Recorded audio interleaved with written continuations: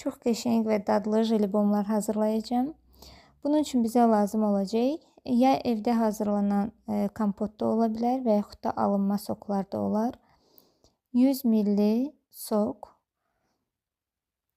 və üzərinə 15 qram jelatin əlavə edirsiniz. 15 qram da eləyir hardasa 2 xörək qaşığı. Mən 2 cür rəngdən hazırlayıram. Jelatini qatıb belə qarışdırıb qoyuram qırağa. Jelatin şişməlidir. İndi isə eyni ilə qırmızı sokdan da 100 ml əlavə edirəm və 2 xörək qaşığı da jelatin. Bunu da qarışdırıb qoyuram qırağa. Jelatin qatılaşır, bərkiyir.